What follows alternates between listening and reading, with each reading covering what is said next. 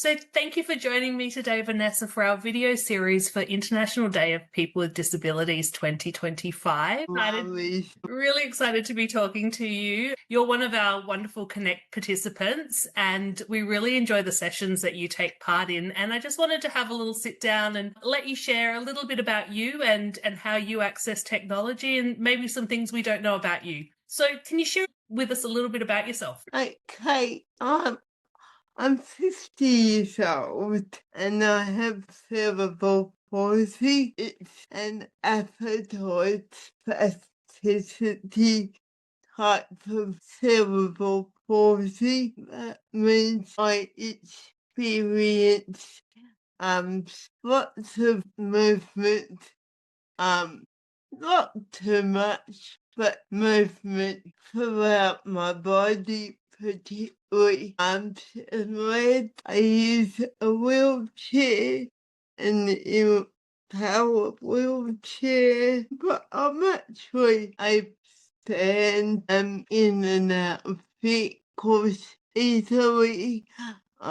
Been a student and studied various things. I've been employed as a permanent part-time, but also casually since leaving school. Time of in person. I'm very passionate for advocating for people with disabilities and just trying to do my bit to help my community, friends, family, and just really blessed by life. Fantastic. Thank you. And can you talk us through how you access digital content when you get online and the kinds of things that you do? Do you use a mouse and a keyboard or do you use other tools? I use a roller mouse and shortcut on the keyboard, and my hand function is quite good, but it's good to have those extra tips and also the roller mouse for accessibility. And when you've been online, have you ever experienced a wow moment that made a difference with technology? I can share a story where I really got a big insight. That was probably a couple of years ago when I started exploring what AI in the digital world. And I was actually a student studying wearable art, and the outcome of the course would be you would design a costume over a 12-month period and then perform at a gala in Sydney in the theatre. But to get to this stage, you had to really come up with a very precise, detailed project of what you had in mind, and there had to be like a description and it had to fall into certain categories. The first part of the project was to actually physically draw your body in your costume, and you had to design a front view, a back view, a side view, and I had to be quite accurate. And so I'm just sort of laughing, going, yes, I can draw, but I have my unique style. Like I'm no perfectionist of A1 lines that are symmetrical. And so I actually did my best trying to come up with my concept using my hands myself, doing my own work. And the teacher just said, It's just the best you can do. And I just said, we have to check what I have involuntary movement due to my cerebral palsy. And she turned to me and went, oh, well, I suppose you've tried, but I think really you will have to get it done fully. I took that as wow, wow. Yeah. Okay, what taken back by just this attitude. So, and it was a time where AI was just starting to get like serious in my life. Yeah. So I actually got myself familiar with AI and started getting more and more familiar with it. And then got the confidence to start typing in prompts like good woman in wheelchair with large egg around the frame and is wearing a wind puncture top and has yellow shoes. It probably spent hours just trying to get the prompts right and always weird, wonderful creativity pins came out with like half an egg and then 3 feet and but we did get there. So I think that was just an amazing learning to me. And I got a buzz from just sort of getting to know AI. And it was quite a moment for me when I got all my bits into Canva, sort of edited it and said, okay, here's my front, back, and side views. Here's the project. I think I can go to stage 2 to design my piece for the course. So you were able to use AI and sort out all of your prompts and then using Canva to produce the piece of work that your teacher said that you'd have to get somebody else to do. Yes. Yeah, amazing. How many other ways, or are there other ways that AI has helped or made things harder, helped or hindered you recently? I think I've enjoyed the recreational side of AI, just finding graphics and just enjoying how creative AI can get.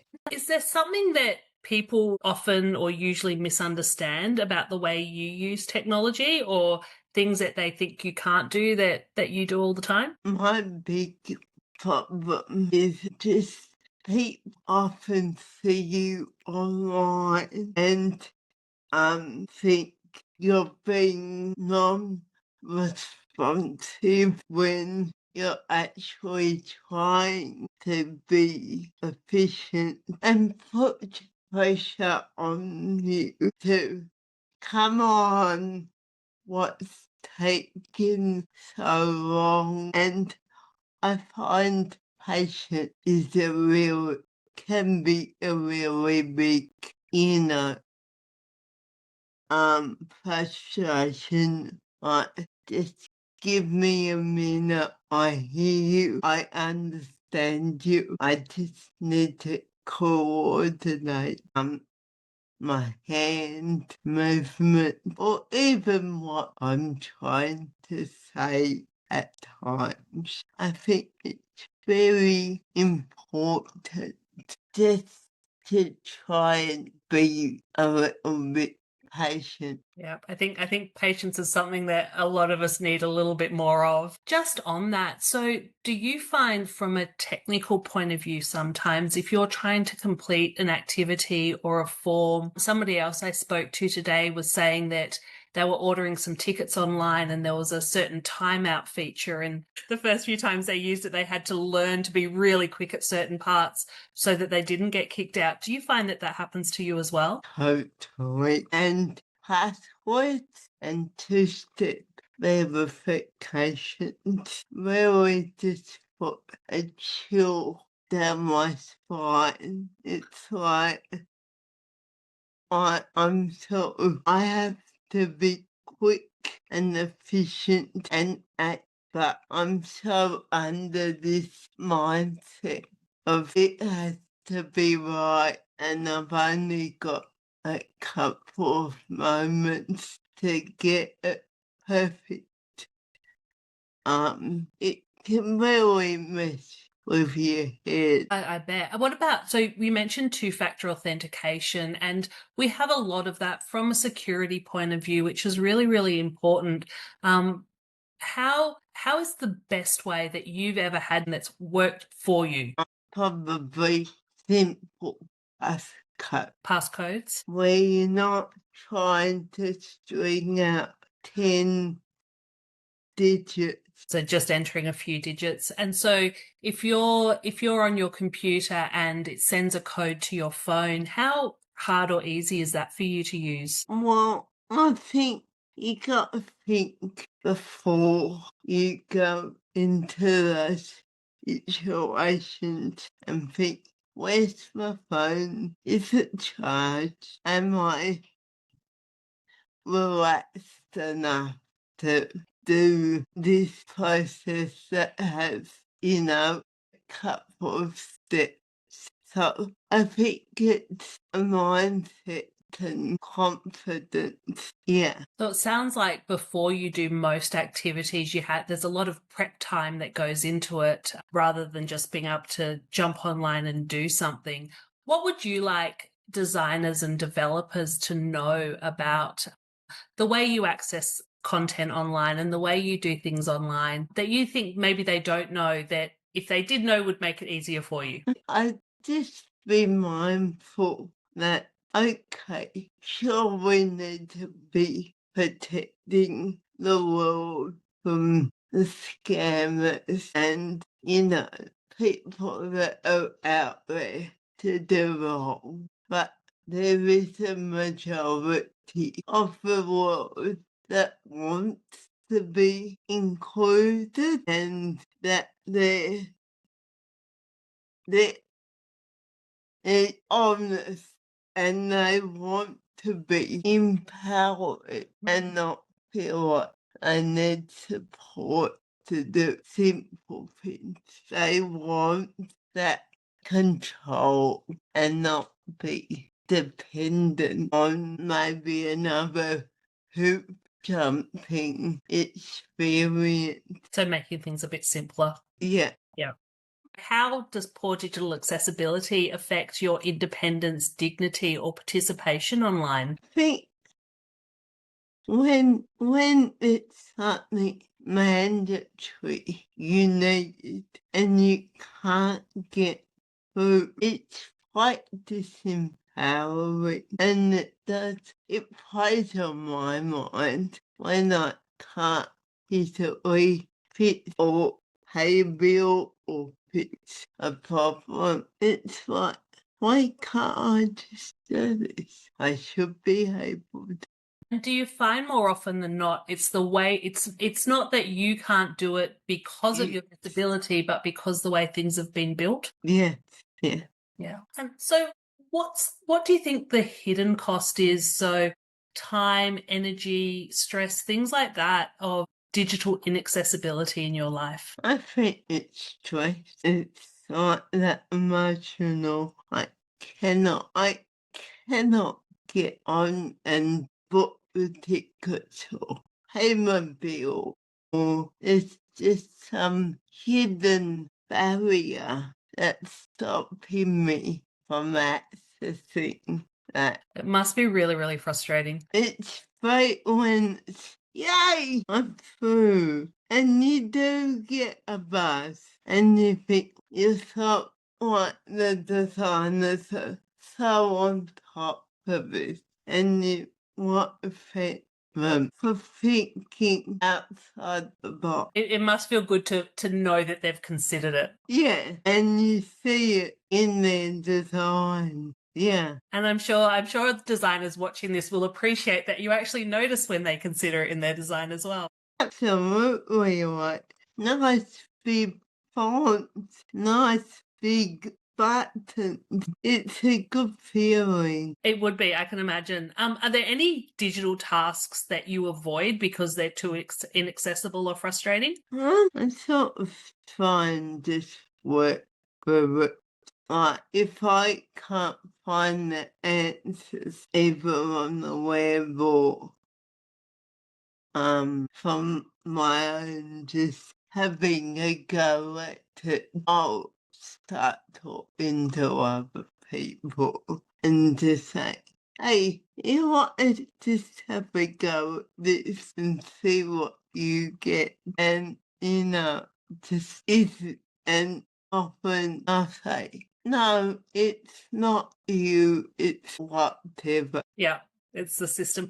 So with that, if you find a product or a system or a service that's really accessible, do you share them with other members of your community? I've had a recent experience when I was booking some facilities and I had to sort of like use their booking system frequently. And it really, I used to think I'd get quite anxious about doing it and set myself, a couple of hours at least to try it and make sure I was in a good headspace. Otherwise, I would just think, nah, not today. Not fit to take this on.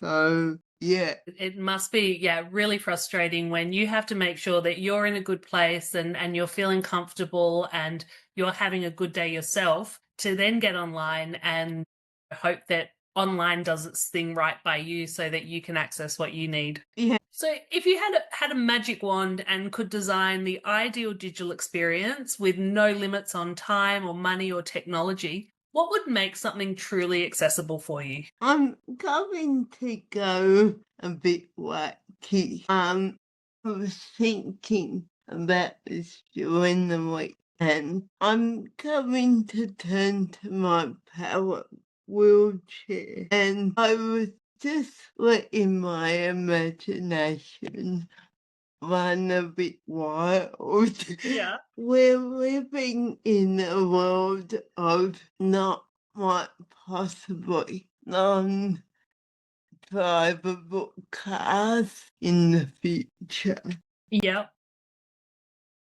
I started thinking about my power chair and I had this vision of a little computer inside the wheelchair going, person behind you, person approaching, take a 90-degree diagonal approach. Person approaching, sort of get out of my way kind of thing. And then I thought, wouldn't it be cool if there was actually a mechanism like, I don't know about you, but I drop pins anywhere, anytime. And I just thought it'd be great if a little arm came out of the side of my chair and went, got that! Picked it up and shoved it back on my lap. So you'd like a self-driving power chair that had maps inbuilt that could tell you when there's hazards ahead and you needed to go around and things like that, and then pick things up off the floor for you? You know what? The technology is probably there. So hopefully someone will watch this and somebody who has the technology available to them will start to build it, because that sounds like an amazing idea. Pick the drop idea. You can be anywhere and go, "Oh, I've just dropped my phone or my purse."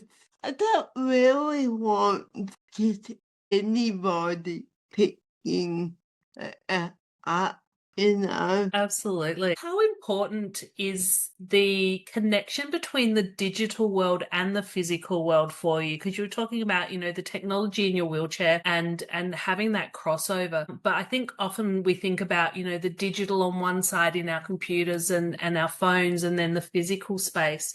Do you find that there's a big connection between the digital and the physical spaces for you? I have found, like, I'm just thinking back to when I was a small child. I didn't have a wheelchair. I just had a little wooden chair or a stroller. And I remember my first electric wheelchair coming from England that my dad bought. And at that time, nobody at school had even thought about this. And now it's like I'm so appreciative of my power chair, my mobile phone, my desktop computer, my iPad. I think it's that sense of empowerment. What would your life look like, do you think, if you didn't have access to all of that technology? I think physically I'd probably be in a very worse state. Like, I think it would definitely affect what I could do. I know as a child I used to fall around from room to room, and then even my house where I lived wasn't accessible. I'd be carried up, or I would sort of like do a bit of a bum shuffle down or walk, and you would think, wow, if I was in pain either in my leg or arm and couldn't coordinate those movements, I'd probably be sort of sitting in bed or on a ordinary chair. And you live quite a busy life with all of your studying and your creating, and you did dancing as well, if I remember correctly. Yeah, I'm a wheelchair dancer, so the wheelchair is helping me to express movement, freedom, and empowering me to get around in the community. And I think I've seen YouTube videos of that and of your amazing costumes. Would you be okay if I linked that to this interview so people could go and have a look? Oh, sure. Thank you so much. Thank you for your time today, Venessa. It's always lovely to chat to you, and it's really nice that we get to chat where normally we only get to speak during a project and I have to put on my robot face and we don't get to be very interactive. So this has been really nice to chat with you. It's been fun. But happy International Disability Day to everyone, and yeah, just feel proud for what we have in technology and what it's helped all of us achieve in our community. And thank you to Utopia and designers for including us enrich our lives.